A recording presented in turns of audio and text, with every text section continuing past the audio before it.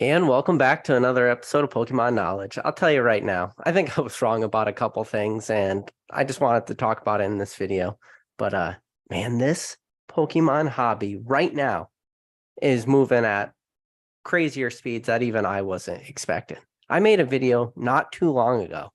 Literally, the title of the video was The Calming of the Pokemon Hobby, because I thought maybe for a small window of time, we might be coming into a common period of this hobby where there wasn't crazy stuff to talk about.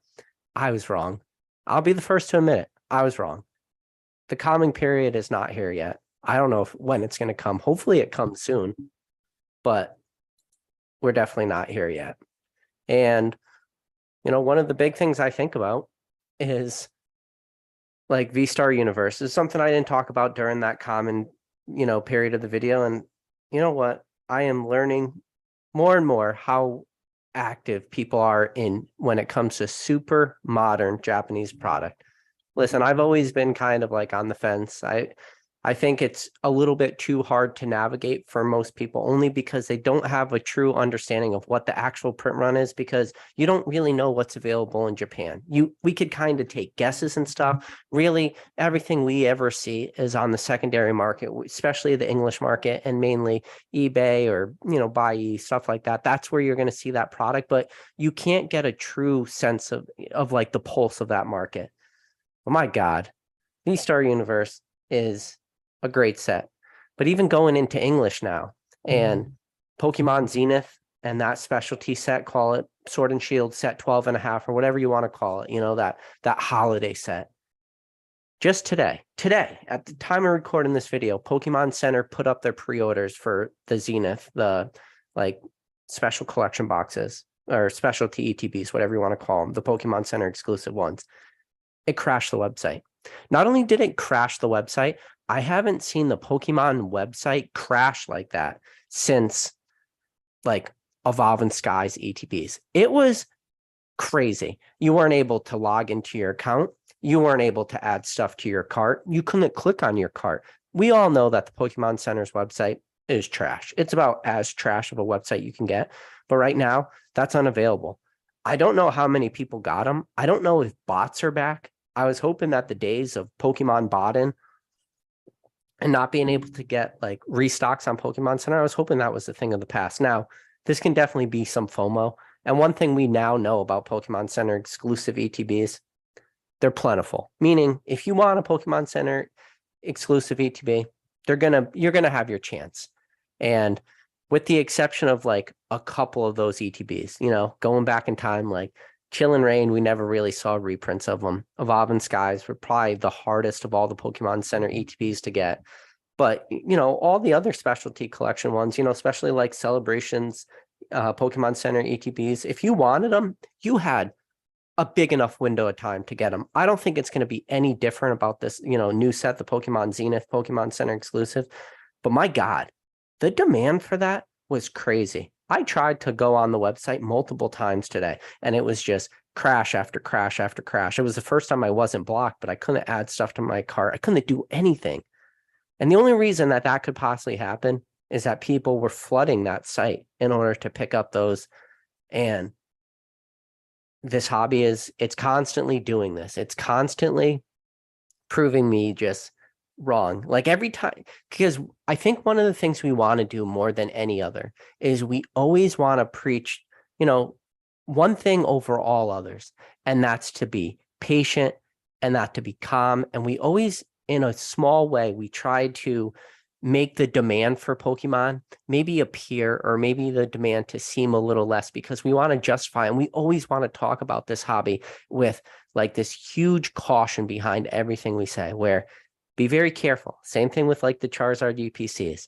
We weren't sure what those print runs were going to be. We speculated. We said it could be very similar to like Celebrations UPCs, and prices of those right at release will absolutely skyrocket. But then we all said on the other end, like, there could be the other aspect where those things are printed to absolute oblivion, which I think is that is what we're seeing. We're seeing a product like that be printed to oblivion.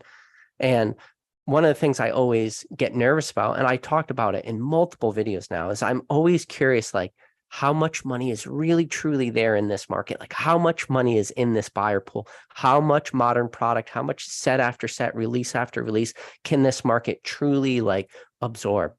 But even like the poor performing booster boxes and the poor performing sets, when you look back on them and you look at like where they really dropped at the lowest, the two that probably come to most people's minds because they were the ones that got hit really the hardest, the battle styles or chill and rain booster boxes. If I asked you to name me the two booster boxes that come to mind that were the most timeable of any product we have ever seen, can you name me the two that were most timeable? Meaning if you recognized when it was a really good entry point. And I bet you for the most part, Battle Styles and Chill and Rain would be like one of probably the two that most people say like come to the top of their mind. Like, yeah, I remember when Chill and Rain booster boxes hit $80. I made a video literally titled on this channel, as I walk through the valley of the $79, $95 booster boxes, I fear no evil. And I was talking strictly about that Chill and Rain booster box, but that was a super timeable thing. And what is the market's doing? The market's like already about a, 95 to 100 for those booster boxes.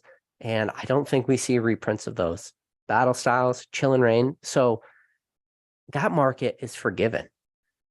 To see a turnaround on a product like that, which is not a high demand product, just shows you how forgiving this market is. This market forgives and forgives and forgives, and it's continuing to do it. And one of the things that I've now been watching with extreme like hyper focus is trying to see how many Charizard UPC, Black Star promos, number 260, 261, 262, the three promos that came in the Charizard UPC, seeing what those are going to be selling for on eBay, because we're lucky. We finally got to see the very first couple trickle out. I think the first couple trickled out were probably ones that people, sent at like the $150 tier. Maybe they had them from distributor because they're quick. They got them back quick. The way PSA is going right now, I don't even know. Maybe they were $15 bulk ones, because I'll tell you right now, I sent one submission. It had three different packages or three submissions in one package, I should say. Had a $100 tier, it had a $50 tier and a $15 tier. And for whatever reason, my $15 tier has now leapfrogged my $50. Don't ask me why. I have one of my $15 bulk submissions out to PSA that's already in stage 5. Think about that. Stage 5. It was received. We are in November right now. It was received on October, I think 13th or 14th. That was the date it was received into the PSA system. And it's already in stage 5. And that was a $15 TCG special. $15. Like, think how crazy that is. To think that the potential that I'm going to get a bulk return back pretty close to 1 month timeline for PSA, and not only a bulk submission, a $15 TCG bulk submission. I'm potentially, because it's already at stage 5, it doesn't really usually after like stage 4, it's like that stage 5, 6, 7, 8, those come pretty quick. I wouldn't be shocked if I get that back within the next week or two. Would not be shocked at where we are right now and how fast that submission's moving through. This hobby's changing. It's moving at such a crazy speed. And I went back and I looked at, when was the last live I did? The last live I did was with Basic Trainer. If you haven't had a chance to watch that, I recommend you go and watching that. It was a good live. Me and Basic Trainer, we always have good conversations. Basic Trainer is a very smart, very knowledgeable person when it comes to this hobby. But I look back, that was only 4 days ago that live was. When I thought back on that live, it felt like a year has passed, meaning I was like, from the conversations we had during that live to now, thinking about how much stuff has recently gone on in the hobby, I'm like, this is 4 days. Feels like a year to me. It feels like so long ago that we had that conversation because of how fast, like the news and the information that's going on in this hobby. And, just thinking about those Charizard UPCs, those Black Star promos, I'm looking at the, real initial sales. And right now we only have like a couple sales in PSA 9s. A lot of them were like best offer accepted, but we've already seen like one buy it now sell at $199 plus $5 shipping. And that's a PSA 9 for those. And I'm like, oh my God, this hobby right now will forgive anyone right away. And it's like disgustingly timeable. And now looking at some of the PSA 10 sales, or there a lot of them are auctions right now, but the ones that are ending soonest still have like close to 19 hours left. So let's just call it about a day left in the auction. And some of these real early PSA 10s, the one that comes to mind is like, I think it's Black Star promo number 60. It's the one where like Charizard looks like the Godzilla one, but it's already at auction for $338 with 19 hours remaining as of the time of recording this video. Think about that. That one card pays for so much. Like it pays for that UPC. It pays for the grading cost for 2 of those 3 Charizards promos. And I'm pretty confident to say that auction is not going to end at 338. It's probably going to end higher. Now, this is the thing. The amount of those cards that are going to come back is going to be ridiculous. I went and I looked at the pop report just because I was curious. I thought PSA's pop report, updates a few times a day or at least like once a day, but doesn't appear to be like that because the amount of listings I'm seeing on eBay right now are definitely not reflective of what the current pop report is. Right now, currently, the PSA pop report for all 3 of those promos added together is 12. There's like 4 of each graded. The PSA 10 percentage rate right now, currently, as we stand with only 12 graded, and talk about as meaningless of a sample size as you can possibly get, meaningless at 12 cards. But right now it's about a 50% gem mint 10 rate. So for every 2 that person sent, one of them was a 10. Now, was it all probably the same person? Probably pretty strong likelihood that all 12 of those cards came from one person, but we don't know. But think about how forgiving the market is with something like that. And then it moves into just how quickly, information's moving, how quickly information's coming out, and just the news and stuff. And now we got everything going on with Ludkin's grading too. And I think that's been a big topic that a lot of people have started to talk about now, is that whole middleman grading thing. And, because I think grading is such an important aspect of this hobby. And I've already made my plea with everybody. If you are subscribed to this channel by now, you probably know with all certainty that I've pleaded with everyone who have never submitted with PSA in the past to at least do it for the first time and just to get familiar with the process. But it goes back to these middlemen services. Like, why was a middleman service? So why did people like want to, go with a middleman? And I think it was because there's this imaginary barrier of entry to grading. And that's all it is. The barrier to entry, especially to grade your own cards, is imaginary. It's not a real barrier. Anyone can do it. Anyone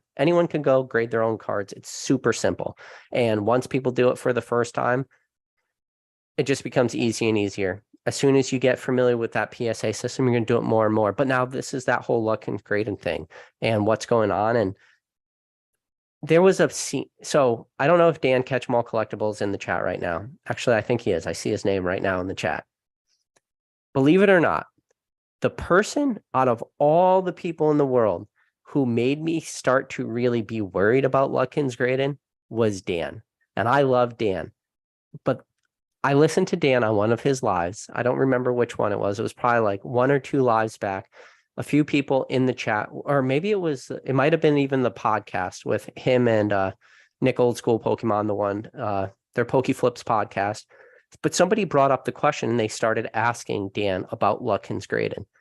And Dan said something during that live that just struck me, like instantly changed the way I thought about Ludkin's grading, because the way I always thought about Ludkin's grading is I've never really heard any bad things about Ludkin's, especially like through E4. Ludkin's was definitely, the grader of choice for so many people through E4, and it was very trustworthy. Now, trustworthy at a different time and a different period of the hobby. They weren't being flooded like they were in 2020 and super early 2021 with just an absolute flood of cards. Like, it was definitely way more, call it, manageable for them. And I think that's already become very apparent. And this is all my speculation on my half, but it seemed, pre-2020, everything that they were receiving as the middleman service was definitely more, they were able to handle it way better and that flood was really killing them. And you can go back and listen to the live where I had ZNG Emporium, and when he talks about all the cards he were getting and the flood and, the sacrifices he even had them made. And now this is Graded Gem. This isn't Ludkin's, but, James from ZNG talking about how, his YouTube channel really suffered. And, at the very end, when PSA stopped submitting or accepting submissions, like him trying to go on the PSA website and enter cards and it taking hours just to enter very few. And, and it was tough for him. And I'm sure it was exactly the same for Luckins. I don't see any reason why it was any different for them. But one of the things Dan said that made me change the way I thought about everything was somebody had proposed the question to Dan. And, right before Dan answered that question, there had been a video released where somebody was kind of just like highlighting a lot of the stuff from Luckins, because a lot of it was like, I don't know if they were real or not, but like direct messages through Instagram to like Nat Turner and stuff, where Nat Turner was directly responding to people. And at the time, like they seemed pretty questionable. Like, hey, I don't know if these are real DMs, but now knowing that PSA has dropped Luckins grade, and like it probably puts a lot of validity to those, messages back and forth that maybe everything he was saying might be true. Like, I don't know for 100%. But one of the things Dan said was during his live, Dan responded to the person asking the question was, Dan said, I have a bunch of, I think he said like either 1,200 or 1,500 cards from 2020. And he said he had no reason to have to worry about where those cards were. And the second Dan said that, Dan's a very smart guy. Dan is somebody I respect a boatload in this hobby. I respect all his opinions, everything he does. He's one of like the few people I've had so many in-depth conversations with. But when Dan said those words, that he felt he had no reason to worry about where his cards were, that made me change the way I looked at everything. Because when I heard him say that, I was like, oh my God, you should have a little bit of fear. Now, there's definitely a difference between Luckins US and Luckins, like their their European arm, or London or England or whatever, their UK graded gem, or not graded gem, UK London. There's too many middlemen. I'm getting all confused. But when I heard him say that, I was like, oh my God. Like, you should just be a little worried. Not just be a little worried. Be a little worried. That's all. And there is a difference between Luckins US and Luckins UK. There is a difference. But my God, just be a little worried, especially if you haven't heard back about these submissions and looking at what these emails, say. From the way these emails are written, from the way it appears that a lot of these cards have been graded. So a lot of these middleman services cards, these big orders that everyone kind of just assumed that the, grading middlemans just got put away in a closet, and those really became lowest priority. Nothing of like the information that we have received from PSA now, out of all these different middlemen services, whether it's Mark's Cards, Luckins UK, all the correspondence we've now heard is it appears that all these submissions have been graded. And listening to Z and James, he has also said that he has now had all of his graded gem returns have now been graded.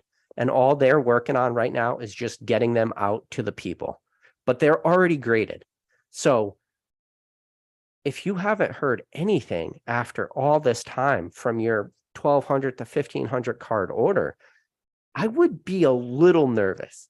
And the fact that he wasn't nervous at all, to me, that just seemed like a red flag. So it made me think a lot about like, maybe there is more stuff going on. And then as soon as he said that, and then I started thinking like, okay, maybe there's more going on in the background that a lot of people aren't saying. That was when PSA dropped Luckins grading, like no more Luckins, graded in or Luckins PSA collaboration in the UK. And that was what a lot of us were like theorizing, right? So real quick, Dan Catch'emall Collectible says, what does being nervous accomplish? I don't think being nervous accomplishes anything, but if you have that many cards out with that much money, because you probably pre-grade or prepaid for all those grades, like I wouldn't say maybe nervous isn't the right word, but you should definitely feel concerned. I think concern is an okay thing in this hobby. That is a Oh, he said he did not prepay, so that's interesting. But still, it's 1,200 to 1,500 cards. That's a lot of cards. And if you probably added a dollar amount to all those cards, and now there's nothing to say right now that this is what's going to happen with Lutkins US, but now you cannot rule it out because it happened with the UK. If for any reason that PSA does have your cards, if they are graded, and it seems that now PSA is going to have to, at least for the people in the UK, they're now going to have to determine who sent which cards, and then PSA is going to be the one to send those cards out. And it doesn't appear from, like the early conversations that Lutkins is giving that information to PSA, like whose cards are which and stuff like that. If that's the case, probably a pretty low likelihood that a lot of people know exactly what cards they sent, especially if they were doing that right before the, at the boom of booms, they were just sending everything and anything. Now, we haven't heard back really from, Lutkins UK or anything to say like, no, we actually submitted what everyone sent to us. So PSA now has a list of whose cards are which, stuff like this. How are all those sorted? It doesn't appear like that from UK. That is a super scary thing. That can be like one of those most scary, detrimental things that could ever happen to like a lot of people in the hobby, especially if you have somebody who did something very similar like Dan did and sent out 1,000 cards and they couldn't tell you, like, I don't know what thousands I sent were. I don't have like a comprehensive list. I never had time to, make a spreadsheet or do stuff like this because I was just trying to send out as many cards as I could, as fast as I could, because they were trying to capitalize on what the current hobby was doing. But I could be wrong. Like Dan might tell everybody out there that he has a spreadsheet which has all 1,000 plus of his cards. Maybe. But if he doesn't, what if this exact scenario happens to him, just to the T? No difference in scenario. PSA has his cards. They've been graded. Lutkins, for whatever reason, isn't going to pay. And now PSA will have to deal those cards out to the clients, or it's very similar to what happened with Mark's cards. You can't rule it out. So Dan says he has pictures of them, no sheet. Yeah. I don't know. I just think it's a very interesting thing. I think this hobby there's so much news coming out. It's crazy. It's like overwhelming at this point. It's never a dull day in this hobby at all. So Catch 'em All Collectible says, mine are all on distinct submission of their own, not mixed. So he says he has multiple submissions that are just his, where it's 200, 500, 500 of his cards. I would be interested in if Dan ever reaches out to Lutkins and just asks for like simple updates, stuff like that, because I'm sure Lutkins right now, I think this is a bad thing too, because Lutkins US is going to get pulled in with Lutkins UK. But I mean, is that a bad thing though? I mean, it makes sense. It's the same company. It's the same name. It's the same way as, sadly, like I'm sure Z&G had to answer a lot of the similar questions, even though he was American arm of Graded Gem, and everything that happened with Graded Gem in, the UK and the lost packages and all the questions about insurance and stuff. But this is the thing about all these middlemen services. I think they're going the way of the dinosaur. All these things eventually will be extinct. I get it. Like, I understand like the need for them. And one of the beautiful things about, middlemen services, especially if you're sending a lot of them, and especially if you're sending out like bulk tiers and stuff like that, to save $1 or $2 by sending a bunch of cards, to not have the headache to do all that stuff.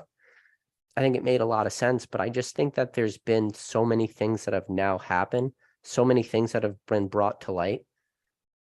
And one of the biggest things that everyone said was, if you sent with, these middleman services, their insurance policies will cover your cards a little bit different than maybe if you and I sent them. If you and I sent some expensive cards out and we want to go to the post office, we're going to have to pay, a pretty hefty premium just in order to insure those packages. Like, that was the big argument that everyone said. And then all the drama that happened with Gem Mint and or at least the UK Gem Mint branch, like, kind of hurt that argument for a lot of people, or if you could still have that argument, at least, they're insuring your cards, but then we now know what really happens if that package is lost. And it seemed like a lot of people were pretty like hurt by that. And definitely a lot of people lost out on that. But that was like the counterintuitive argument, to be hurt from the insurance policy. And then hearing, directly from Graded Gem talking about having to, converse with their insurance companies, and then how long it took Graded Gem UK to even like inform the people whose cards were directly affected. It took months and months and months before they even notified anybody, which if I was a client of theirs, like that would definitely be something that probably would piss me off pretty bad, to know that my cards have now been lost for months and that Graded Gem wasn't, telling me about that. Like there's all these little things that go on. And I think there's probably not like one reason why these middlemen services are going to fail. I just think it was a compounded effect of all these different little things that happen to really kind of make them the way of the dinosaur. I think we'll still see people submit to, middlemen services on a low end, but I think everyone should be a little bit more aware of these risks. And I don't think that this is the last time we ever hear an issue where somebody submits through a middleman service and they have a problem. Like, I don't think that today, at the time of recording this video, is the last time anybody ever has a single issue with a middleman service. I don't think that's the case. I think this is probably going to continue to happen. And like I said, the barrier to entry for grading is not big at all. It's actually a very low barrier of entry, and people should be grading their own cards. So, yeah, and especially with what's going on with PSA ramping up and stuff, and how fast I'm getting my submissions back right now. I have multiple submissions, like I told you. And one of those submissions is my $15 bulk, and it's already in stage 5. That freaking thing's going to be back in like a week or two. It's going to be a month turnaround time on $15 TCG special. Just insane. So Catch 'em All Collectible said, the last proximate cause of all the mess was PSA allowing the backlog to grow to 10 million plus cards. That same argument you can make with PSA making the issue of, accepting so many cards, you could kind of make the same argument against these middlemen services. When these middleman services really, really, really started to get so many of these submissions sent to them, where it was clearly like overrunning them with just the amount of cards, and they weren't able to submit all these cards, and they weren't able to enter them into the PSA system, and it was just became a point where it was too much for them. These middlemen services should have did the same thing that PSA should have done. They should have stopped accepting cards. Now, I don't know like the legality of that, if middlemen services can say that, where they say we are no longer accepting cards, but they did the same exact thing that PSA clearly did that was wrong. And the same thing that like CGC did, which CGC accepted way too many cards, and CGC should have stopped accepting submissions. They never did. Let's never forget in December of 2020, when PSA's turnaround time was 30 business days, like big slap in the faces to a lot of people. I mean, a lot of these grading card companies did that. And, there's no excuse for that, but that's just the world we lived in. Yeah. So Catch 'em All Collectible said, oh, middlemen for sure should have increased their own pricing to stimmy submission, but didn't. It's not about increasing your prices. You just have to turn the tap off. If the water is rushing out of the tap and there's no way that you could keep up with the amount of water that's coming, you just got to close it. Close the tap. Shut it off right at the source. Say we're not accepting any more cards. I think people tried to do that, but by the time even these middlemen, people were stopped accepting cards, I think it was a little too late for them. I think they were just so overwhelmed. And, to James, Z and G and Cam and, like those guys who are having to deal with all these submissions going back right now, I can only imagine like the flood of cards every day, and how maybe not overwhelming, but how stressful that must feel on a daily basis. How many cards you have to constantly get out, because that's the thing about these submissions. It's not just a one-way street, meaning they got all these cards, they were able to get them all sorted, sent to PSA, and that's where it ends. No, it's a two-way road.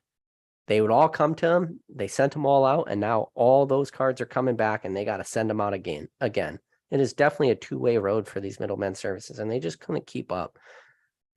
But yeah, so if anybody has any questions, I don't mind sticking around for a little while and just chatting some Pokemon, especially. I don't know what's going to go on, especially with like modern product like this, specialty Zenith collection. Like I said, the fact that Pokemon Center website crashed at some of the hardest I've seen that website crash in a long time. To be honest, I don't even feel Pokemon Center's website crashed this hard for the Charizard UPCs. People got money in this hobby. People keep spending this money. It's amazing.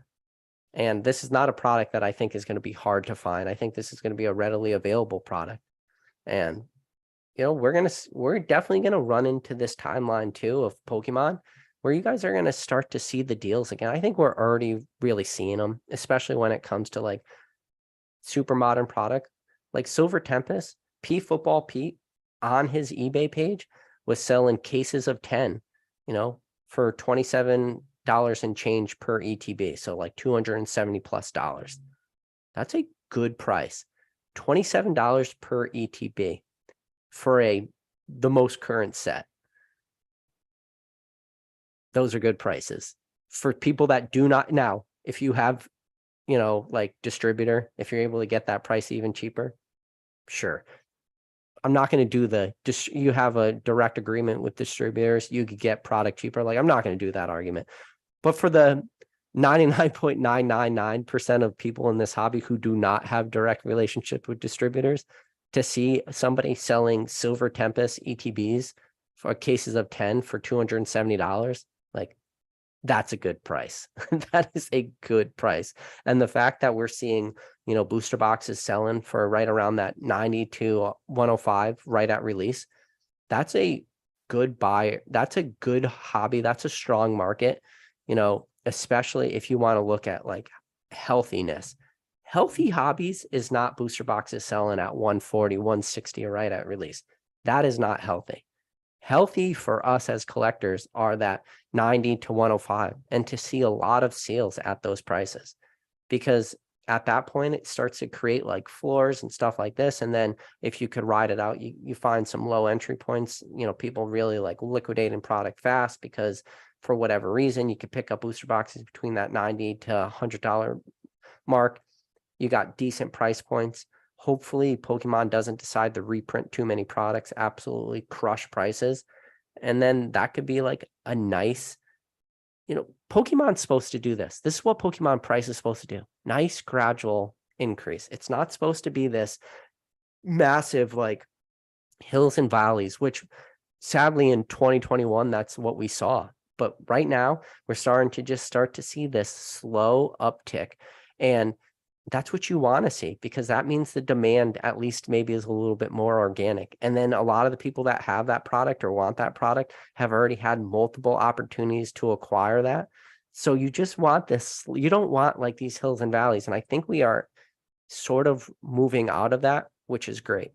Now, I think there's definitely that FOMO aspect. And I think Charizard UPC pre-orders prove that more than anything else. Looking at what Charizard UPC pre-orders were selling for, and my God, the people that were paying just call it anything over than $200. Like, thoughts and prayers go out to every single one of those guys, because they were just on the FOMO rocket ship to the moon. And hopefully they learned their lessons from that. Hopefully they didn't take too bad of a beating.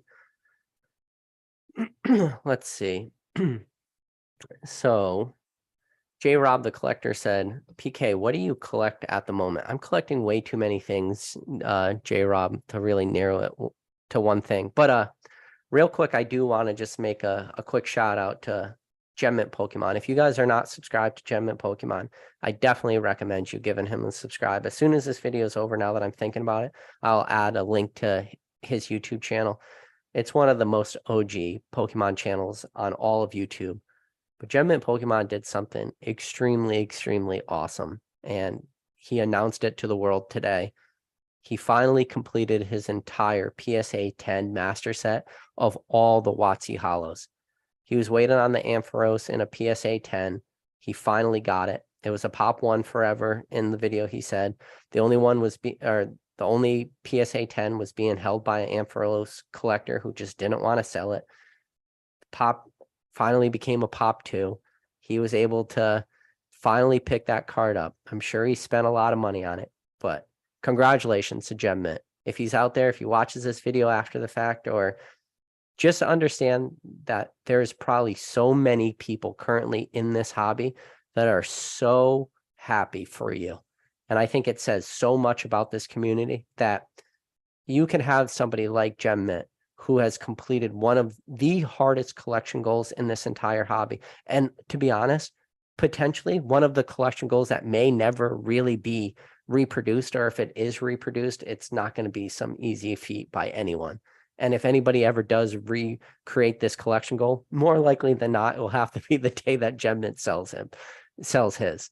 But listening to him talk, listening to the passion he has, understanding when he talked about in his video that one of the reasons he created his channel, he got back into the hobby in 2012. One of the reasons he created his channel in 2014 was because he realized like he could not complete that collection goal on his own. It just was almost impossible, but he knew those cards existed.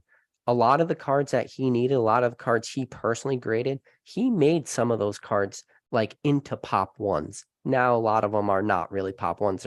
There's more of them. He talks about the first time he ever got a T17, like the first one ever graded in a PSA 10. He picked that card up for $175. Think about that. A T17 he picked up for $100. And at the time it was like a pop one. But thinking back on this, like, yeah, he was been working really hard at this collection goal for a long time, and maybe some of his price points were extremely nice and comparable to the market today. But my God, the amount of time, effort that Gem Mint put into this to make that collection goal a thing, one of the most amazing things. And I respect Gem Mint Pokemon so much, and I have never been as happy for somebody as I am for Gem Mint being able to finally complete that collection goal. And I'm sure I'm speaking for a lot of people out there, a lot of people in this hobby, a lot of people that really care about this hobby. There's one thing to like this hobby. There's another thing to love this hobby. And then there's a third thing that's to really care about this hobby.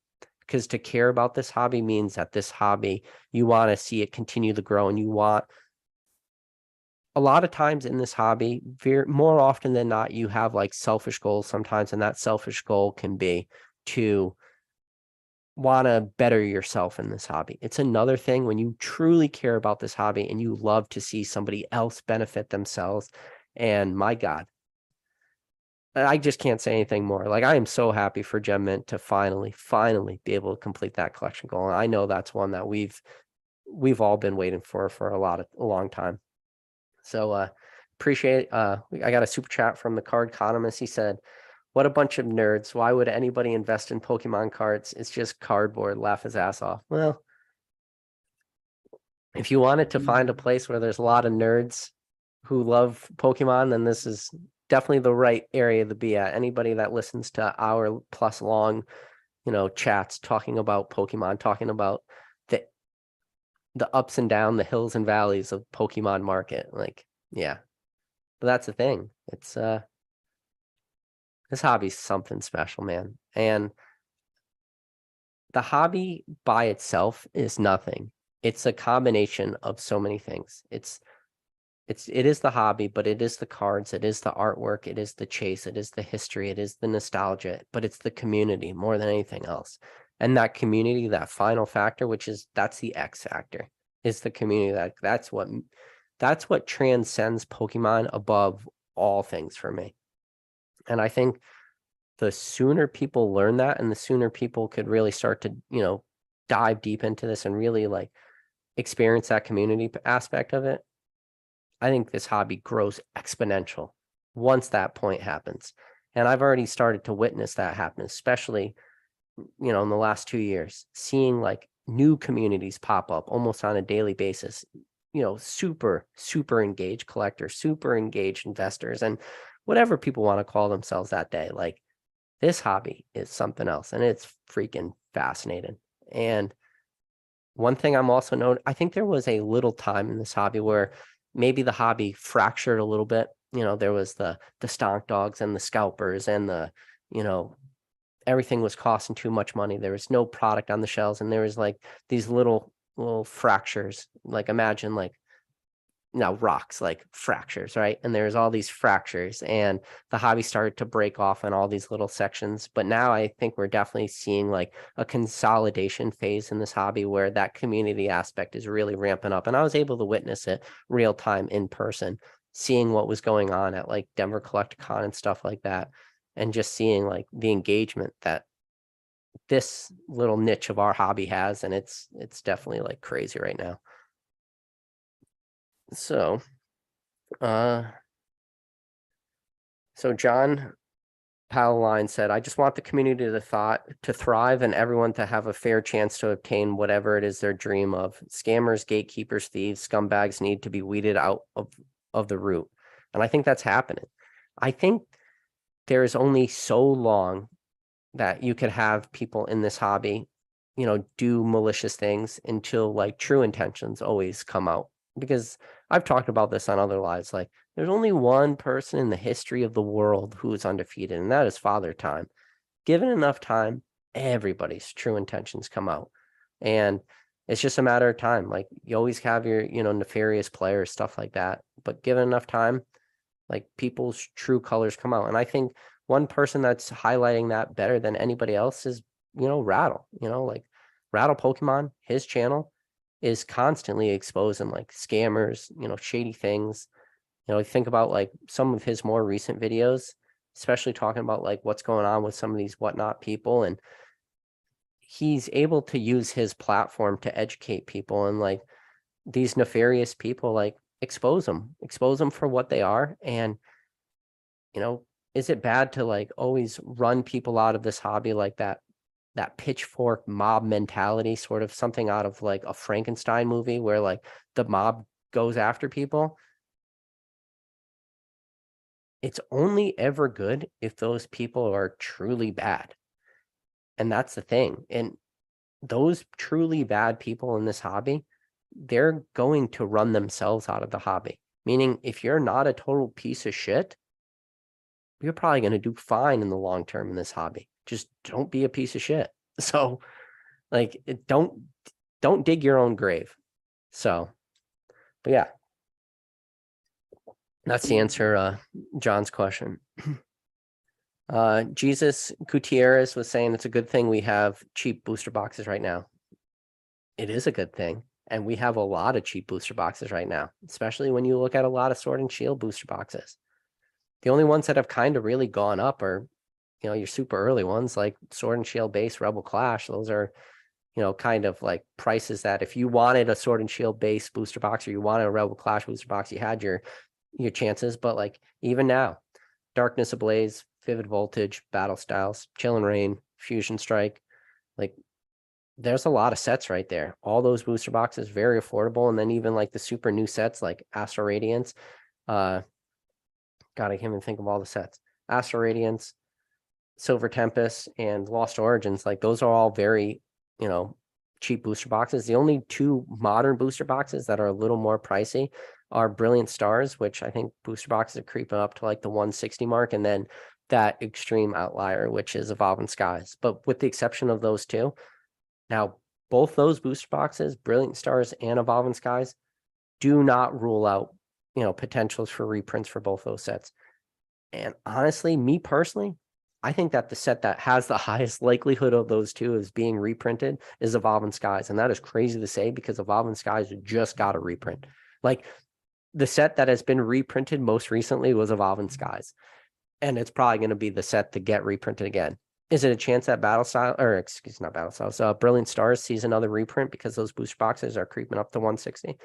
Yeah, it's a likely scenario, but I think we're going to start running into this super weird timeline because Pokemon is moving into Scarlet and Violet. And we have already seen it. Like, time after time where when they start to move into, these new generations, we saw it happen very similar. I guess it's a tough comparison to say with Sword and Shield because we never really saw reprints of Cosmic Eclipse, because I think Cosmic Eclipse, we didn't see that reprint because of what happened in March of 2020 and all those printers shutting down, all those printing facilities shutting down. I think that's probably maybe a little bit more of the reason, especially like going back a little bit before, let's just say the last 4 sets of Sun and Moon. You got Team Up, Unbroken Bonds, and Unified Minds and Cosmic Eclipse, and the way that none of those sets really got like big reprints or anything like noteworthy. And that's why we're starting to see those late Sun and Moon booster boxes really like go crazy in price. None more obvious than Team Up, and then, a couple $100 behind Team Up booster boxes at Cosmic Eclipse. Like, it's tough. It's hard to do that argument, but yeah, I wouldn't be surprised if Sword and Shield, like these crazy sets of Evolving Skies and Brilliant Stars, get more reprints, especially because why not? Like, what's the downfall of Pokemon? Like, they don't care about secondary market prices, especially because there's things called healthy markets. And I talked about how Pokemon is sort of healthy. Evolving Skies at $240 plus a booster box. I'm telling you right now, for a super modern booster box, that is not a healthy price. And more importantly than that, Evolving Skies sucks to open. Like, sure, you could get lucky. Like, I'll tell you right now, if you're looking at just the guidebook of Evolving Skies, and you're looking at all the chase cards, you're looking at all the alternative arts, you're saying, wow, this is a fantastic set. I can't wait to open this, until the reality hits you and you actually start to open it and you realize that there's a very small chance that you're going to pull anything you actually want to pull, but it's showing what the market wants, especially that Moonbreon. I'm not about to make this a Moonbreon live chat. I think we've already talked about Moonbreon in every single live on every single channel and that exists right now in the Pokemon community. But the demand's there. Now, how organic that demand is, how long that demand's going to last, where that thing's going to bottom out, where it's, hell if I know. So let's see. We got Dylan Smith said, PK, the UPC has a guaranteed $60 value when you crack it open. That's a lot better than most booster boxes. You opening all yours, I'm tempted on mine. Dylan Smith, I had 13 Charizard UPCs. I opened every single one of them the day I got them. So Charizard UPCs were released on a Friday. I got my GameStop pre-orders on Friday. My Walmart ones, Target, and Pokemon Center all came on Saturday. Sadly, they came after the post office closed. I wasn't able to actually get them out into the mail physically on Monday, or till Monday. But on Monday, believe me, every single one of those cards that I thought was gradable was on its way to PSA. I never felt that the Charizard UPC, the immediate play for a product like that, was to pick up at MSRP and keep that as a sealed product play. I tried to make that as glaringly apparent as I could on every video. Now, in the future, do I think Charizard UPCs will perform fine as sealed product plays? Yes. Do I think that those things will be available for a decent amount of time, sitting right around that MSRP? Yes. Do I feel that the prices those things are going to, that was a product that was very easily cannibalizable at the very beginning, and we're seeing it right now today. You don't believe me? Type into go on eBay and type in PSA 10 Charizard UPC promo and look at the, I think it's number 260 or 261, 262, one of the three. But currently, with 19 hours left, you're going to see that sitting at like $388. That was the play. Whoever did that, they did it. They won. You win. You grade that one card, you pay for everything. Pay for your grading fees, pay for the entire Charizard UPC, and every single thing that's in it was free. The packs were free. The other promos were free. Your coin was free. Your damage counters were free. Your sleeves were free. Your playmat was free. Your box its freaking self was free. Everything was free at that point. That dude, he did it. Now, how long is it going to take for the Charizard UPC to get the same profit margin as that one card did for that one person who graded it? I saw a PSA 9 260 sell for $199 at a buy it now price with a $5 shipping, meaning somebody graded that promo a 9 and they probably sent away at 100 or 150, but they made $50 on that thing because it undergraded, meaning it got a 9 instead of a 10. What does Z&G say, Cam? Those guys never punished. My God, that is an example of never being punished right now. Crazy. It's crazy. It's crazy. So to answer you, Dylan Smith, when you say that the UPC has a guaranteed $60 value, I was not keeping those sealed. In the future, will I own like 1 or 2 sealed Charizard UPCs for my personal collection? 100% yes. I could tell you with all certainty that yes, I will be doing that. And in fact, I think that opportunities, we probably like live in that window right now where picking that thing up at MSRP, that $119.99, because you're going to have chances now. And then it looks like we're going to have another reprint in December. You're going to have your opportunities. If you want yours, now's the time to buy those things and have one, keep it sealed in your collection. But that wasn't the early play. The early play was that fire drill where as soon as those babies came, it was crack, submit, and just that's the hobby though. That's the thing too, where that's short term, high risk, high reward. Right now, it seems that people are going to do fine on that. Now, trust me, if somebody sent away some cards at, $150 or $100 and they start getting whacked with like PSA 6s because they missed some dent or something, or they start getting hit with like PSA 8s, then they're probably going to start losing money. But hopefully, like fingers crossed, that people actually looked at the cards before they sent them and they didn't like get absolutely destroyed.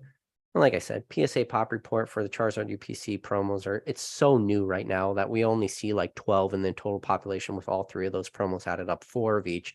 And right now the gem mint rate or gem mint 10 rate is 50%. But if you look on eBay, you see how many cards are actually currently listed. Like obviously that number is exploding.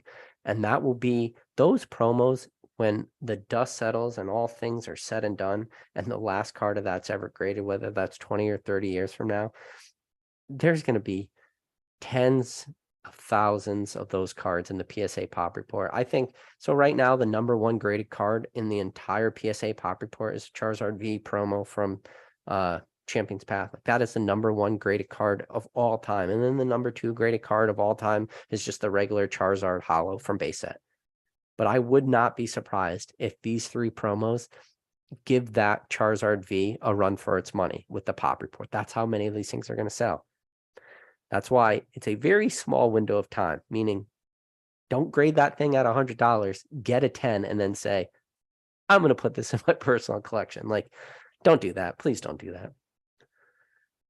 Let's see. Bolt 76 said he pulled an Alt Art Leafeon VMAX in his Charizard UPC. Good for you, man. That's a great pull.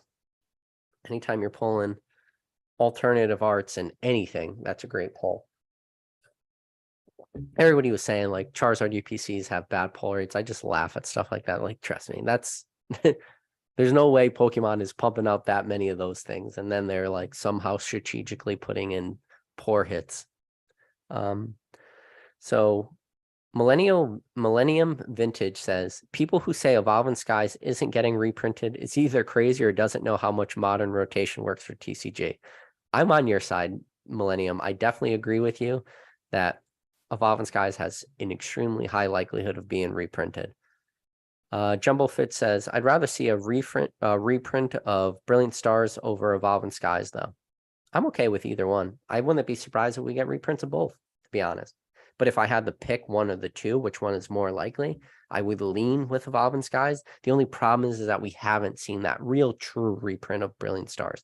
We've definitely seen some like waves hit distribution, but nothing that like was glaringly obvious that said, oh, this is full-blown reprint. So, and then even the Evolving Skies reprint we did see, which I guess it was sustainable, but it wasn't nearly enough for the market to, get so overwhelmed with Evolving Skies with that reprint to crash price. I mean, I was expecting, that price to maybe hit the 120, maybe if the dump was large enough to get to that $100 mark, and it didn't even get close. Really, the lowest booster box that we saw were like 130, 135, but for the most part, they're selling for like 140 after that reprint. That is impressive when you look at this hobby from a macro standpoint, to see that a reprint of a set that should have already been in a lot of people's collections only reached a low of like 130 to 140. That is impressive. That is extremely impressive. Let's see. Oh man, I skipped all the way to the bottom. So Mason Berry says Pokemon will reprint Sword and Shield sets into Scarlet and Violet. I don't see a reason why they wouldn't. Like, I want to say that everybody, like, during Darkness Ablaze was saying that Cosmic Eclipse was going to get a reprint. In fact, everybody was saying Cosmic Eclipse was going to get a reprint from January 1st of 2020 all the way down to like the end of 2020. So I think we could definitely see Sword and Shield sets getting reprinted into Scarlet and Violet, especially because this stuff's all going to be in rotation. Yeah, so Lunchable Connoisseur says, have any UPC Zards came back yet? Yes, they have, and they are currently on eBay. If you are interested in what these things are selling for, you should just go do a simple search into eBay and you can see what they're selling for. A lot of these are ending in like the next 4 days. A lot of them, I think people put them up for like 5-day auction. I think one of the guys put it up as like a 3-day auction or a 1-day auction, but it will be interesting to see what these things are selling for at auction. And then more importantly, once we start to see a couple more of these getting listed at those buy it now prices, seeing what are buy it now prices for these cards. All I can tell you right now is I have 14 of those cards away at the regular tier, that $100. I am praying to freaking God that those things come back to me quick and I can just get those on the market. I do not want to be sitting on those cards. I promise you. This is going to be an extremely irrational market for the next like couple weeks to month. This is going to be a great case study for people that are not like doing this play at all, to be able to just sit back and look at this from the outside in, just watching what's going on with, you know, the Charizard UPC promos in 10s. If you're not like doing this play and you're just watching, like I said, as a case study, man, get your popcorn ready, because you are about to see something crazy.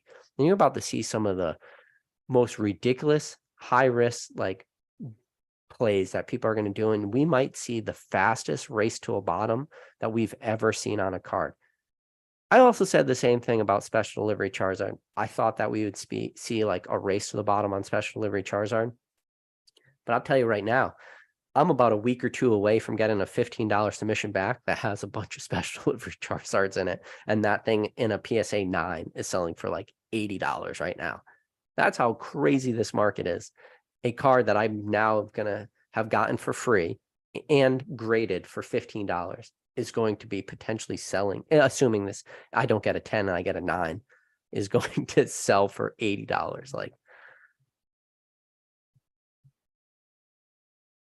I don't, what do you say to that? How do you like, I don't know.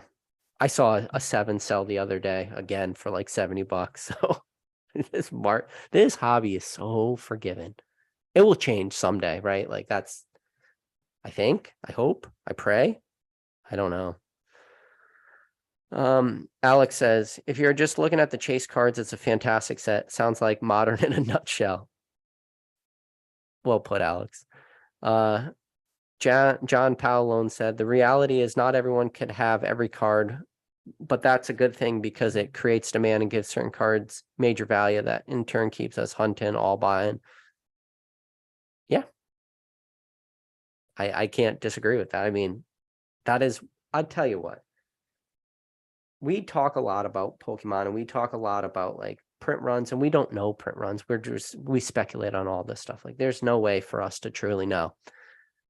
But however Pokemon is doing it, they are handling this market extremely well. And that might sound absolutely ridiculous to say, keeping in mind that they have recently printed like 9.3 billion cards. So that comes with a caveat, but they are at least printing with keeping the print runs tight enough that we're not seeing it to a disgusting amount. Where I think when you look at some other TCGs, we are definitely seeing where they were overprinting, and the effects are really being felt by those other TCGs. Magic the Gathering's a good example. You know, some of these, you know, like Flesh and Blood's a great example. MetaZoo, massive print runs, destroyed these. Well, I'm destroys, you know, subjective, but it really hurt some of these products. Really, like, sent prices for a lot of these things skyrocket, or like spiraling down. Pokemon never really saw that. Pokemon, by the amount of product they were able to, you know, print, which is a ton of it when you think about how many 9.3 billion cards is, but it actually just brought the Pokemon hobby into a healthy place. Or it could be the other end of the spectrum, that in fact that just the demand of Pokemon and the true organic love of this hobby is just so incredibly strong that the hobby was just able to kind of stand up above all these other TCGs and just said, like, no, like, Pokemon maybe did overprint this stuff, but we're just somehow able to absorb it because the demand is just maybe that much larger. And right now, Pokemon's kind of sitting on the top of that mountain all alone. Like, Pokemon is king right now. And it's really hard to look at any other TCG and say that they are just spanking Pokemon and that Pokemon is not king. Pokemon is king of the mountain right now. How long that lasts, is that sustainable? Heck if I know. But I'll tell you right now, I do feel that Pokemon does have a good set. Their finger is on the pulse of the market a little bit more than maybe some people give them credit for. Because I think a lot of people just want to constantly do that argument of Pokemon's a company, their sole job is to make a lot of money and crush the market, and they don't care about secondary market, and they're just going to flood product. And we've been saying that for so many products. We are really kind of waiting for that dump to come where it's killing products so hard that they're not able to recover. We're not seeing that because every product that has had massive, like, reprints and massive dumps, these things are recovering. Battle Styles recovered. Chill and Rain recovered. Shining Fates recovered. I mean, Celebrations for a little while kind of like trickled below MSRP, but there was a ton of Celebrations and it didn't really like crush that. I mean, yes, the UPC stuff like that. You know, Darkness Ablaze had a massive reprint. It recovered. You know, Vivid Voltage had a massive reprint. Vivid Voltage booster box are selling at like 120 right now. For a product that came out in November 2020, which is just 2 years ago. And now keep in mind, historically in this hobby, for that booster box to be selling strong at $120, that is an extremely healthy price. Like, that booster box didn't crash down to 80 and stay there. Battle Styles didn't stay at 80. Chill and Rain didn't stay at 80. Like, the market is, and I'm literally talking about the worst sets, the worst possible sets. The market's still somehow holding strong. So to say that Pokemon is not king, I challenge anybody to that. Like, tell me who is the king? Who's the true king of the, you know, TCG hobby if Pokemon is not? Now, this is going to be the question. It's going to always be the question: can Pokemon sustain it? Can this last? Because this is still the strongest hobby I've ever been a part of. The hype, the demand, this is the strongest hobby I've ever been a part of. Removing 2020, 2021.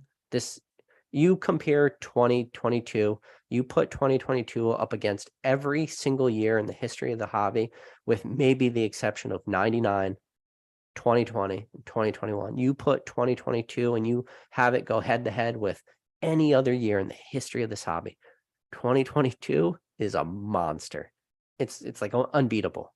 Sure, maybe you can say at the tail end of, or at the early 2000, maybe it was still just as strong as 2022. It's just crazy. It's crazy. Let's see. Tennis Wolf said, talking to the Mad Dabber, said, are you trying, what did he say? He said, hey, PK, what's your opinion on CGC overpassing PSA in the future? I don't have opinion. I just kind of know. Well, I guess we always have to do opinion. My opinion is that will never happen. So we don't have to worry about that, especially with how fast PSA is somehow turning around cards at speeds nobody expected. I'm going to get my $15 TCG special back in 1 month. Think about that. I'm just going to probably just keep saying that. That's how quick I got back at PSA TCG $15 submission, 1 month.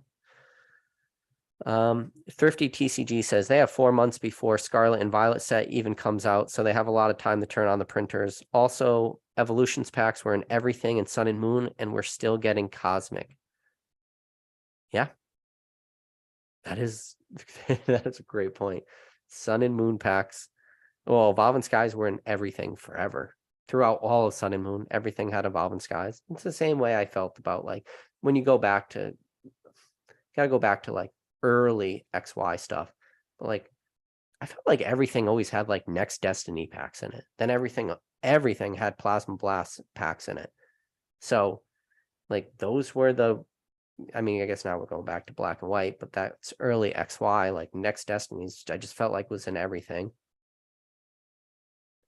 So there are always those few sets, and then just like Sun and Moon, then freaking Crimson Invasion was in everything. And Pokemon decided to release a product tomorrow and they threw a Crimson Invasion pack, and I would not be surprised by that. But then going to the end of XY, yeah, Evolutions was in everything. And then going into even Sword and Shield products, I still feel like Evolutions was in a lot of stuff at the very beginning. So, and the market absorbed Evolutions. That's another rant. That's a whole video how the market, I mean, it's sometimes Pokemon is this love-hate relationship. You love it and you hate it, but that means you really love something. It's just like being married. You're not going to find me anybody out there who's never got in a fight with their significant other. And the reason you get in fights with your significant others is because you actually care, because you actually love them. And Pokemon is the same way. It's just a love-hate relationship. It's never going to make sense. Probably going to piss you off all the time. But at the end of the day, you still love it. You're just going to love it. And when you think back on some of these sets and you're just, you want to, I want to do it all the time. I want to like put these arguments that are like the hobby will slow down, like things and like constantly want to go to the past and like pull out examples and say like, look at this product. But my God, the hobby is proving me wrong after every turn. Evolutions is Evolution's a perfect example of that. Evolution's a perfect example of, you think you could time this hobby. You think you know this hobby. This is what Pokemon did with Evolutions. They said, here, hold my beer. Let me show you what this hobby can do. And Evolutions did that. Evolutions told people, hold my beer, and Evolutions went with it. It's love-hate. Cheval says, question, top 3 cards to buy right now that will have their value destroyed before Christmas. Christmas is not that far away, man. November, I can't even. Destroyed is a subjective term. There will be cards. If you, I'll put it this way: 3 cards to buy right now. PSA 10 Blackstar promo 260, PSA 10 Blackstar promo 261, Blackstar promo 262. You buy any of those 3 in PSA 10 prices, those 3 cards will have their prices destroyed by Christmas. And I will help. But I will make money by selling those cards. But I will not be buying those cards. So those cards will have prices destroyed before Christmas. Thrifty TCG said, just as an examples of how well, hopefully, be able to get Sword and Shield sets in the Scarlet Violet. Yeah. Felipe said, will unused code cards from Sword and Shield era be worth anything in the future, possibly? That's a $1 million question, and I don't have the answer for that. I think there's just way too many code cards that maybe exist. I mean, I don't even know what code card prices are right now. They got to be pennies, maybe a couple cents. Like, I don't know. I will just start playing the game. If you got a lot of code cards, that's all I'm going to tell you. Just, you got a lot of code cards, just start playing the game. Learn to play the Pokemon TCG. And this is the same thing like about with grading. If you guys have never graded your own cards, grade your own cards. If you've never played the Pokemon TCG, but you are watching a live on a random Pokemon YouTube channel that has, you know, a little over whatever, I have 4,000 subscribers. If you're listening to this and you haven't decided to just create an account on Pokemon and start playing the TCG, like, do it. Get Pokemon Live. Just do it. Do it. What's the worst that happens? People, everybody out there watching this video is probably sitting on hundreds of code cards that they don't know what to do with. Cheval says opening English packs equals guaranteed profit. That's a hot take. I'm not going to agree with that. Opening packs is never guaranteed profit. But I like your style, Cheval. Shadowless Pokemon Dime says, I pulled the Garantina V Altart from a 4-pack blister at Walgreens. The lightning packs. LOL. I am still in shock. Shadowless, I am very happy for you, but I'm shocked you actually spent that premium to buy a 4-pack blister from Walgreens. I would recommend against that, but dude, good for you, man. You hit that Garantina V Altart. My first ever pack of Lost Origins I opened that Garantina V Altart. My face was absolutely in shock. Couldn't believe it. So, and then people said that I bought that card raw, which no, but I did grade that card, but it graded a 9, but I sold that card. I was very happy. Oh no. Skip down to the bottom. Let's see. We got, sorry guys, sometimes I'll like scroll down and it just hops all the way to the bottom. So Shadowless Pokemon Dime says he also pulled a Whimsicott V-Star and a Pidgeot V from his Charizard UPC. Oh, not bad. Anytime you pull anything from that. So Dylan Smith says, are there other channels like yours, SM Pratt's, TCA Gaming, and Gemmint you would recommend going back and watching their archive of knowledge? Yes. Give me time to think about it. There are some dead Pokemon channels that have some really good information like tucked away in there. It's hard though to think of videos right off the top of my head where it's go back and watch this one video. So John Pauline said, how do you say your name? Pauline said, can we talk about how amazing V-Star Universe looks? John, I already talked about how awesome V-Star Universe looks, and it's crazy good. It's disgustingly good, to be honest with you. It's hit after hit after hit. It's going to probably be one of the most fun. I don't like Japanese, but it's going to be one of the most fun sets for people to ever open. And it's probably going to be one of those sets that ages extremely well, depending, again, on print runs. Are we going to see a ton of this? But this is a scary thing. I don't have to say I don't think. I know that V-Star Universe is not sleeping on anybody at this point. So V-Star Universe's prices are already extremely high at release, which does make me nervous because if we do see reprint after reprint after reprint, what's going to happen? But then when you look at VMAX Climax and okay, we had big reprint of that, prices have already recovered. And then the Evolve, or what is it? The Evolving Skies equivalent for the Japanese, we saw a pretty decent reprint for that, and then prices already kind of retrace back real quick. So Japanese market's tough, man. It's really tough. But yeah, it's gonna be an awesome set. Let's see. So Cheval says, which will change first? Premium on cardboard encapsulated in plastic, or premium on cheap products cheap to produce medicine in the world's first economy? Or I think you meant to say first world economy. I'm not going to get into that debate.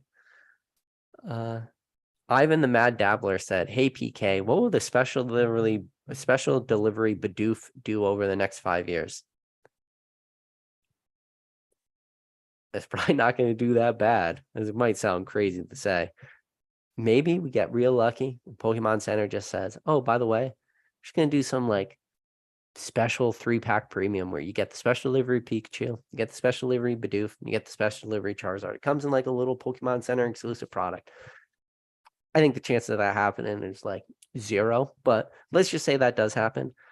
Product like that gets crushed, or especially Bidoof, because of how they were released, being released as a Pokemon Center exclusive product, there can definitely in the future be like a unify or unseen forces type gold star dog scenario where there's some Pokemon Center employee just walked out the back door with 1,000 of those things, and one day they're just going to flood the market with a couple thousand special delivery Bidoos, and it's going to crush the market. Like, because that's not a card you're going to pull fresh out of a pack, which again, unseen forces, gold star dogs were not, but we definitely know that it's possible for those cards to make their way out of the factory. Like, I'd always be a little nervous on a card like that. But next 5 years, like special delivery Bidoof, if we don't see that sort of situation, probably just do fine. Probably like whatever they're selling at right now, probably just be like a flat line for 5 years. Or prices start to gradually increase. Like, that's a tough card. But I do not rule out gold star dog scenario for any promo. Just don't. Because if that's the case, then especially Bidoof could, I mean, think about it. Just hear me out for 1 second. Imagine you have some Pokemon Center employee making minimum wage, somehow got his hands on, I don't know how those boxes probably come. They're probably come in like big cardboard boxes of 1,000. Let's just assume, or let's just speculate that he was able to walk out the back door with like 1 or 2 of those boxes. So like 1 or 2,000 special delivery Bidoos. That card selling at $100, a dude can make a lot of money. A lot of money. So don't rule it out. And especially selling that raw. Oh my God, that would be like the easiest thing to do too. Just have a listing on eBay, 1,000 available. But now this is the thing. If that person is really, really, really dumb, they would do something like that, because then it would be very easy to track down that this person was probably an employee and stuff like that. Now, if he wasn't dumb and he just slowly trickled those cards out onto the market, or he found out who would sell them to, and then the person he sold them to could trickle them out. Listen, we're going to get into the weeds with speculating on something like that, but don't rule it out. That's the answer to your question about special delivery Bidoof. Ivan the Mad Dabbler said, also, what's your opinion on EX Crystal Guardian set? What's my opinion? Love Crystal Guardians. Love Crystal Guardians because I love any set that has awesome gold star cards in it, but I love a set that also just has some sweet hollows in it.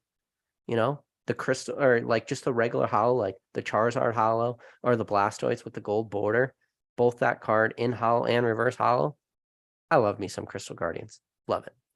Especially Crystal Guardians has like amazing gold stars too. It's not like the most highest end gold stars, not like a Team Rocket Returns that's going to have like your Torchic $50,000 or your EX Deoxys, which Deoxys has, you know, the Rayquaza, but then it has the Latios, which are not going to be like the super flashy ones.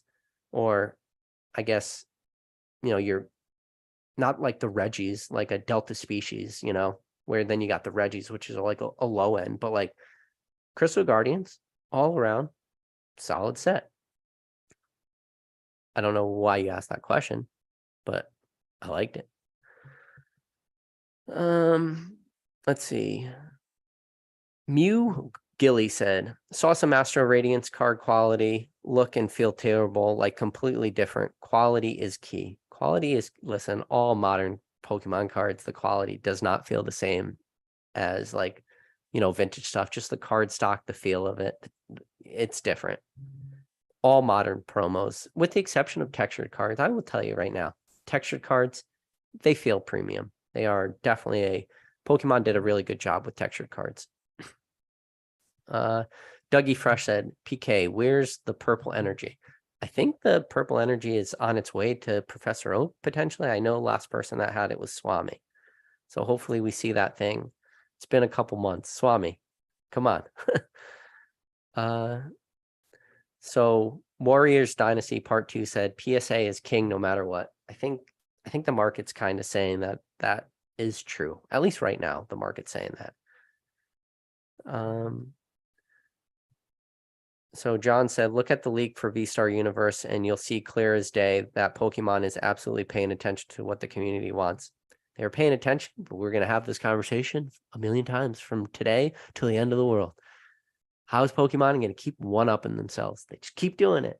V-Star Universe proved it again. Pokemon just keeps one-upping themselves. So maybe it comes to a head. Eventually, it's got to come to an end. I mean, people are already trashing on Scarlet Violet because of Crystal Pokemon and like, what are they going to do with Crystal cards? But I wouldn't be surprised if Pokemon somehow just keeps knocking it out. And this is the thing, Pokemon, when it comes to the artwork, Pokemon has so many opportunities just to make amazing artwork. It could be a potential where like every card is an alternative art in the future. But again, Pokemon doesn't even have to do that. Like, look at the chase behind alternative art. And to be honest, sometimes the alternative arts are not that great. I'm not going to shit on the Lugia because I really enjoy the Lugia alt art, but there's still ability to make that alt art even better. I don't like Pokemon that are flying away from you because it brings me back to like the Shining Charizard. I don't like the artwork for Shining Charizard. A lot of people out there probably having a heart attack hearing me say I don't like Shining Charizard artwork. I don't like the fact that I have to look at Charizard's ass as he's flying away on the Shining Charizard. The same way as I don't like kind of the look of the Lugia, the way that he's flying away. But when I think about that leak, it wasn't a leak. It was just somebody created their own fake alternative art Lugia artwork. They used like a binder, or it was like a Pokemon Center exclusive binder from 2015. They just took the artwork, put it onto an alternative art card. Honestly, that artwork, which some random person did in their grandma's basement, put it on a fake card. I like that artwork personally more than I like the alternative V artwork. That was actually what we saw in Silver Tempest. But trust me, when it comes to awesome artwork, Pokemon could just do it. They'll make artwork that will blow your mind forever. Let's see. So Cheval says, always opportunists. He said PK told them to send everything to CGC before they double their prices in 2021, and he's still recovering it from it. I'm sorry, Chevals. Damn you, CGC. Ivan the Mad Dabbler says, no, PK, I would never get in a fight with my girlfriend who I live with while I go to grad school. That never happens. Yeah. Let's see. Fleep says, imagine they make Umbreon UPC with the Moonbreon as the promo printed to the moon. Oh, well, yes, I'm a little jelly. I haven't seen my son pull it yet. Dude, if Pokemon did that, that would, I don't think that would ever happen, but if Pokemon ever wanted to, like, I mean, obviously Pokemon takes set cards out all the time and puts them into specialty products, especially cards that are extremely playable. Like, we see that happen all the time. We saw it happen even with like the poor battle styles. There's so many cards, like even like the Urshifu VMAX and stuff like that. Like, they even pulled out the VMAX and put it into specialty products, just destroyed that product at all. But we haven't seen like an alternative art card get pulled out, put into a specialty product that was from a main set. Like, yes, we have the Vaporeon, the Flareon, the Jolteon, the premium collection boxes. Those cards for those alternative arts in the Japanese versions were like, extremely rare. I think they were like 1 out of 3,000, or they only printed like 3,000 or something. Those alternative arts were extremely rare in Japan, but then we only saw them as alternative arts as a specialty product in America. We never saw those cards put into like a regular set. So, but if Pokemon ever did that, oh my God, can you imagine? That would be crazy. Shadowless Jack says CGC is for quick turnaround time and keeping things liquid in the meantime. That's running out. I'm telling you, I'm getting my PSA $15 TCG submission back in a month. If you're worried about, CGC getting your cards back in 2 weeks, and I'm getting $15 TCG specials back in a month, I don't know how long that argument lasts. Like, CGC is about keeping things liquid. If PSA could do that. Let's see. Man, I keep skipping to the bottom. I hate this chat. I love you guys in the chat. I just hate that I skipped to the bottom of the chat. Let's see. So Between the Rope says, PK, have you seen the Target reviews for Charizard UPCs? Some reviews are claiming they are resealed, open, or tampered with. That's dumb. Anybody who would say that, anybody who would be doing Target reviews, you don't have enough time to get a Charizard UPC, have it mailed to you, send it back to Target, and then have them like send it back out. That's impossible, because anybody filling out the reviews online mean that they were getting it from Target direct from the website. They weren't getting the Charizard UPCs from in store. So in order to fill out that review, you had to buy it online. So the amount of time for somebody to get that product, take out everything, reseal it, send it back to Target, and then have Target then send that thing back out to people. I think probably what you're going to get is people that are literally just not getting good hits from their packs, and they don't know how Pokemon works, or they don't understand like how to look for reseals or stuff like that. I think that's extremely unlikely. I would love to see like, oh, so he said half 5-star review and half 1-star review. Yeah, I think that's people that just don't know anything about Pokemon. Now, is that an impossibility for somebody to resale a Charizard UPC and send it and then have it reship? Maybe in the future, but not this quickly. Just the time, there's not enough time. What's that line from that movie with Tom Hanks, Castaway, when he's working for FedEx and he says, time. There's just not enough time. Cheval's, let's see. Cheval says, PK, you didn't read the second part, guaranteed profit, but for who? I don't know what he's talking about. Shadowless Pokemon Dime says, it had enough Evolving Skies and the Lightning Packs, PK. I see what you did there, Shadowless Dime. So he was picking up the Lightning Packs because it had Evolving Skies in it. That makes more sense. So Fresh Tat says he pulled the Umbreon and PTCGO. My grade was CGC. You're a funny guy.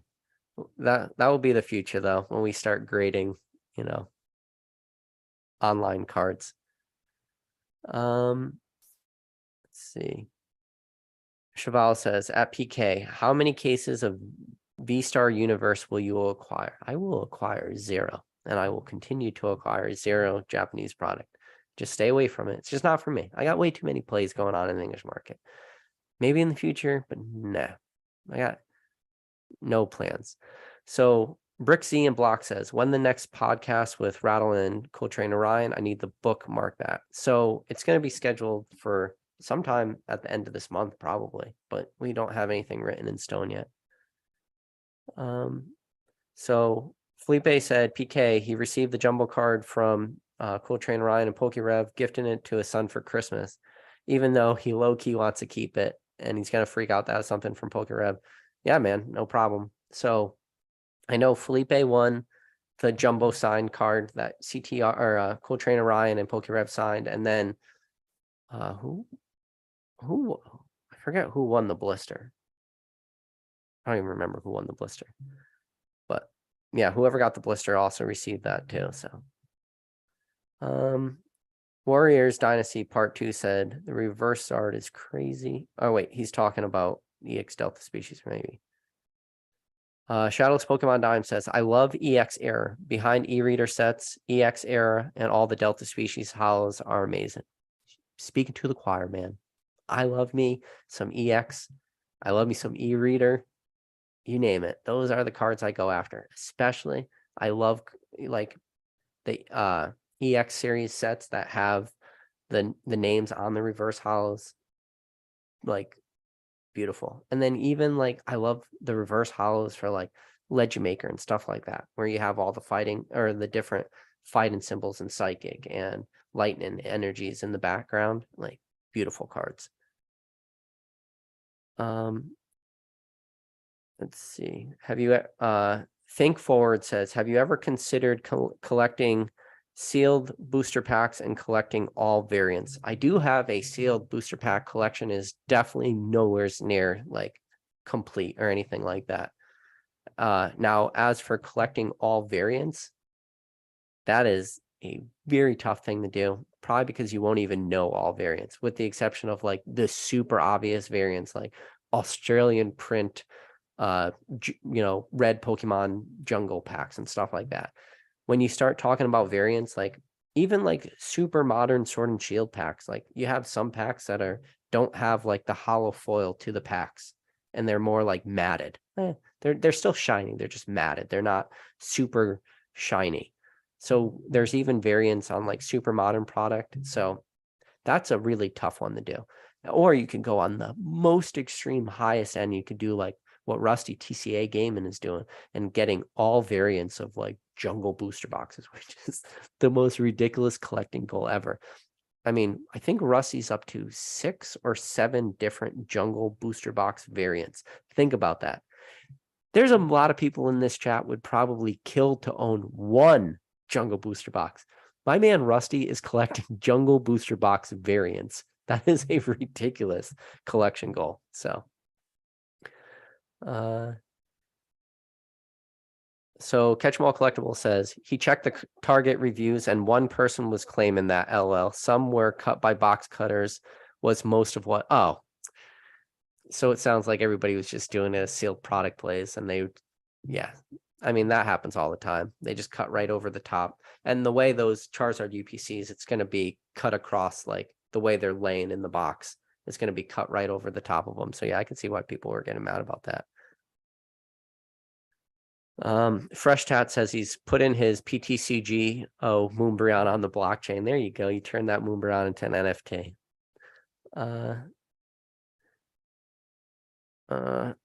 Shual says, yeah, never acquiring Japanese PK. Cough, cough, stamp boxes, cough. you would puke. You would puke if I told you how many old made Pokemon cards I have coming to me right now. You would vomit. Like there's that many that I have. I think I jumped all the way to the bottom by accident. So let me scroll back up. So Michael says, everyone knows gold stars and crystals are kings. E-readers and Delta species, hands down. You don't even have to ask that question. Mitch says, hi PK. With card altering and hollow cleaning being more prevalent these days, do you think that that'll give people a reason to value older certs more? Man, Mitch, you brought up a great question. I don't think card cleaning services are as prevalent as maybe you might think. I don't know. I don't think it will ever like value old certs more, probably, especially because we already run into the argument of a lot of people don't even value like 2 cert PSA certs more, because PSA runs into this weird timeline of like some cards weren't 10s, but some cards were 10s. So I don't think the hobby as a whole ever gets to the point where people will start valuing old certs more. And one of the reasons why is because I think, Mitch, you would be pretty surprised at how few people in this hobby as a whole even know what grading is. So like this hobby goes like this. It's like your collectors and then people that even know what grading are. And then when you would have to get so minute into a percentage of the entire hobby of people that would then care that lower certs wouldn't have the ability of like card altering or card polishing. And even that, Mitch, you are probably, I know I said I was about to say standard deviation. Last time I said standard deviation during the live, I got shit on. But put it this way, Mitch, just the fact that you even know that card altering is a thing for graded cards, you're probably 3 or 4 standard deviations out from the average collector. So you're already out there. So the people that will then know that it exists, and then on top of that, knowing it exists, will then let that determine their buying of slabs and cert numbers. We're out there. We're 5 standard deviations out. We're 6 standard deviations. We're into the most smallest percentage possible. So Jumblefit says, how do you feel about people making proxy art cards such as the Sun Espeon? I've never seen a Sun Espeon. Is it just like a fan art kind of card? I'm fine with fan art cards that are clearly fan art cards. Where I don't like proxy cards is when people are making proxy cards with the intention of like trying to pass them off as a real card. But like, yeah, I don't know which card you're talking about in particular. Cheval says, nah, e-readers are mids. Stop bidding them up, please. Yeah. Let's see. Muffin Swagger. That's a great name. Muffin Swagger. He said, I pulled Lugia Altar in the first 8 packs of his case. I know the PK would be to sell the other 5 boxes and express a card the PSA, but I'm glad I ripped the rest. Dude, Muffin, good for you, man. What are you let me know down in the chat. What are you gonna do with that Lugia? Are you going to send it to PSA? And is that Lugia alt art going to be like a PC collection, or is that a card you're looking to grade flip? Because we can't talk about the investing too much. Like investing is very important. Like what I would do with that card, yes, I'd send that card away the PSA, send it super quick, try to flip that on the market super fast. But I also don't want to ever lose sight that there's just a lot of collectors. So if you pulled that card, your cost for that card extremely low. Maybe that's just a card you're going to want to have as your personal collection and you don't care about the money. So if that's the case, that's fine. I'm just curious like what your plans are with that card. Gem Mint Guy says, PK, you got any Topps Chrome? We all have Topps Chrome. Do I like my Topps Chrome? No. Do I have graded Topps Chrome? No. But do I have Topps Chrome? Yes. Is it gradable? No. If it was, I would have sent it out by now. And yeah. Fresh Tat says, PK, you collecting Chinese Pokemon cards? Like, are you talking about like Chinese base set cards? Because I think that's a Chinese base set is a pretty fickle market. There is, I mean, you definitely have like your sub Fs out there who are going hard at Chinese, base set cards. Very tough to complete master sets and stuff like that, unless you're talking about like modern Chinese cards, which modern Chinese cards, like it's this interesting play too, because all those cards get printed in Japan. So you have now Chinese cards getting printed in Japan. What is the Chinese Pokemon market going to look like? China has over 1 billion people. That's a relatively untapped market. Relative is a very subjective word. So what does relative mean? If the Chinese market ever really, goes into full gear, Pokemon really, really pops off in China, and then Chinese cards then have a bigger demand. The market starts to value those cards more.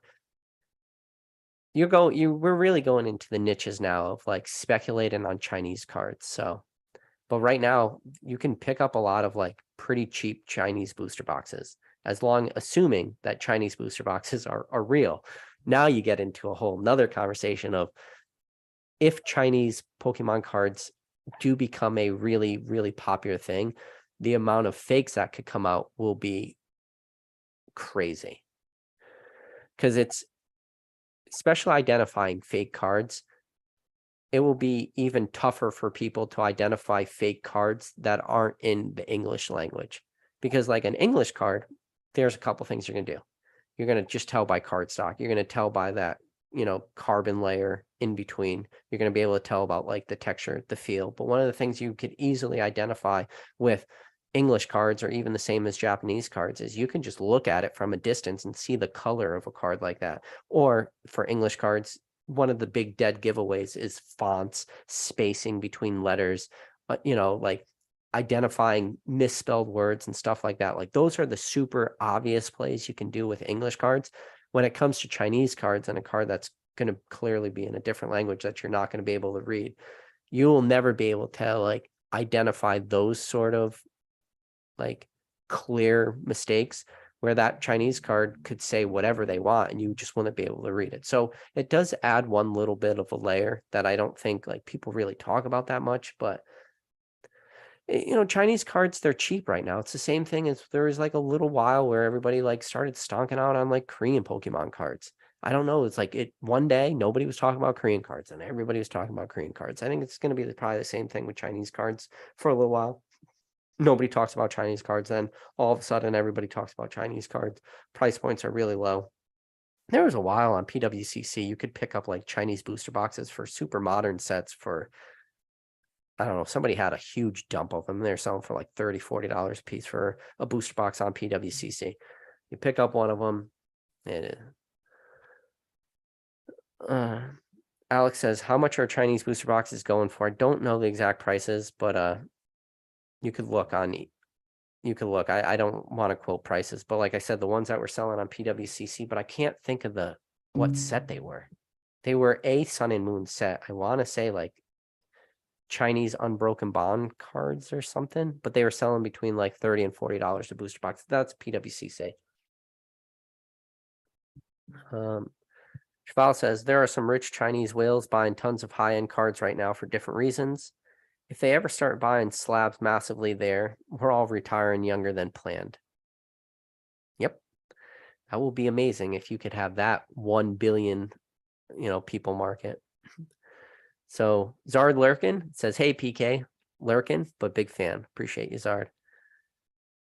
Mitch said, oh my God, sir, 62696. Oh, he's just saying 6269696969 is a base set Zard. LOL. That is a fantastic cert number right there. But yeah, I made it to the bottom of the chat. I probably skipped a bunch of questions. If that did happen, I'm sorry. And I definitely think I was probably on top chat and not live chat, which I do that all the freaking time. Hold on, let me look. Yep, I was definitely on top chat, live chat. Son of a bitch. So I can't believe I did that. I do that all the time, but I just see Muffin Swagger did answer my question. He says he's going to send the Lugia at $15 and keep it for the personal collection. He views his cards as an allocation of my Roth. Maybe we'll sell it in years down the line, but really excited. I will not say that diversify Pokemon is part of your Roth mindset. Fat Belly Gengar said, peace out, PK. Swag Daddy said, when going for 10s to have your personal collection, do you prefer patiently waiting to find raw cards to grade yourself or wait patiently for the right PSA auction to come up? Combination of both. Definitely anything modern, I'm grading it myself, 100%. I'm not buying anything modern with the intent. I'm not buying anything modern in a PSA 10. Anything that's modern, I'm grading myself. Doesn't matter the card. As for vintage stuff, depending on the card. Some cards that are a card that I think I could grade myself, I will try to grade it as a 10.